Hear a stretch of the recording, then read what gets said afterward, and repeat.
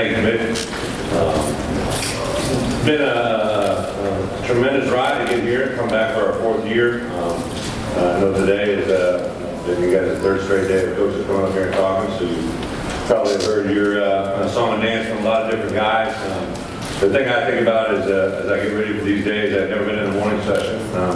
One of the things I like to do is watch the commissioner's opening comments, and I try to watch at least the general session, this session with all the other coaches to hear questions that I might get, prepare myself for things that I might have come up on my radar. It's something I learned from my predecessor back in Wisconsin, Coach Alvarez, to learn a little bit for those that come before you. So I was watching that, and as I listened to the commissioner give his opening comments, and I know he gave a speech that kind of, for me personally, it showed me a path that he wants us to go in, and the part about coming to this conference that I never realized I've been a part of.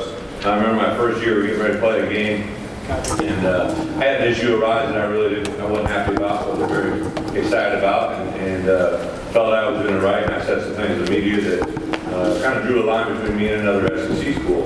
Before I got back to my office, I had a call from the commissioner. Commissioner Sly was on the phone, who basically got after me as hard as any man has ever gotten after me, other than my father in my life, about what I had just done and why I did it and why we don't do that in the SEC. We're about building a label and a brand that's second to none.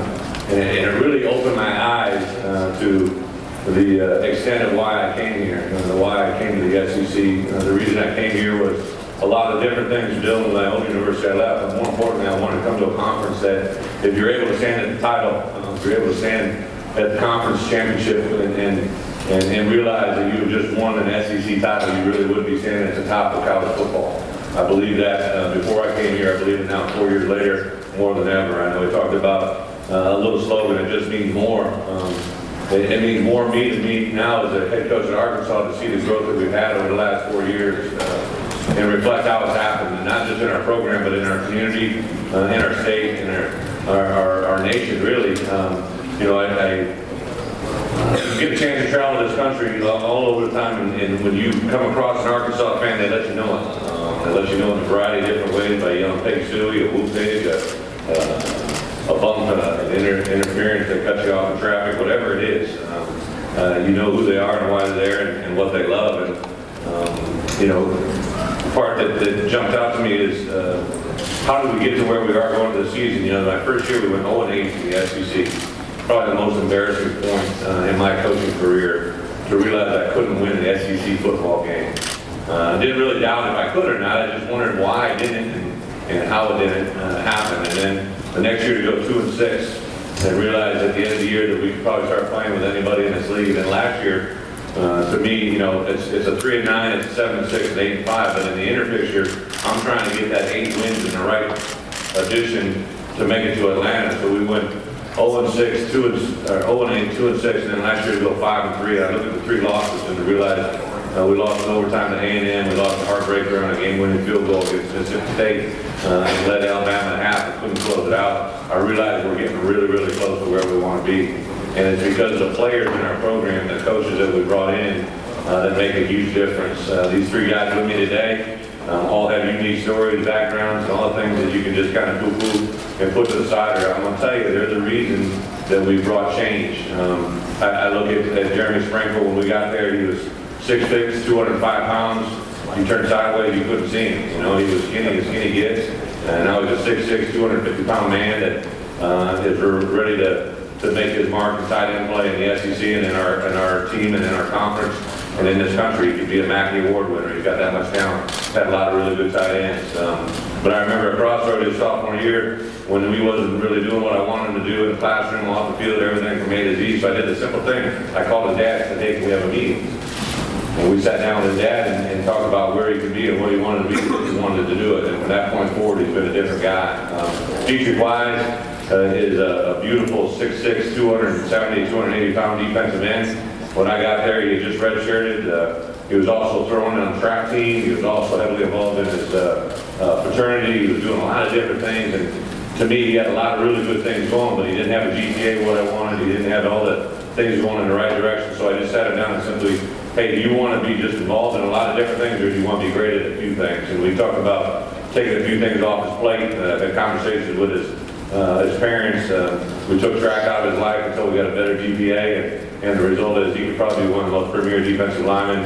He's already got a degree in his hand. Both him and Jeremy have already graduated. They're already in a diploma in hand and going into their senior years. And Brooks Ellis is one of the first players that I sat around with one-on-one in my arrival at Arkansas. He's from Fayetteville. Had all kinds of different offers, a huge academic success story in high school, has continued to college. But the best part about Brooksy, you know, I knew he was from Fayetteville. I knew he wanted to be a Hog. He committed before I got there. I sat in that home, and he's sitting there with a mom and dad, but there's a grandma that talks about her husband, who was Brooksy's grandfather, who played at the University of Arkansas. And the whole room got quiet when she talked about who he is and what he represented to the family. And Brooksy has made a lot of tackles and done a lot of really good things. He probably at one point didn't think he was going to be as good a player as he is today. A guy that's up for the most elite awards for linebacker play as a 4-year starter, but he's also a pre-med 3A student. Did an internship in Belize. Just done so many different things that aren't pertaining to football that'll give him success forever. So that's what I told our kids, you know, coming into today. You know, you're here to represent Arkansas. We're going to talk about SEC. We're going to talk about the media day. We're going to talk about, you know, the season in front of us. But don't forget the stage that you're on. Don't forget the voice that you can convey. Everybody's going to probably ask you a comment on today's world and the environment that we live in. The different things going around, from Black Lives Matter to all the things that happen across our nation, across the world, and if they're going to make a voice, they're going to make a stand. I said, you're already doing that, man. You represent us in the best fashion possible. You've kept your nose clean. We don't have to worry about whether a guy, you don't have to ask me if I'm going to suspend anybody for the first game. It doesn't come up in our program. Not to say it won't, and sometimes it may rear its ugly head. But in 4 years, I've never had to make a decision about the opening game if I got to start somebody or not. It's just something I believe in. If you do enough good things off the field and you represent what you want, both on it and off it, things are going to eventually go your way. So I'm excited. We got an opening schedule with La Tech, a team that won 10 ball games a year ago. Our AD had a nice idea to throw TCU into the mix before we take on the SEC West. One hell of an idea.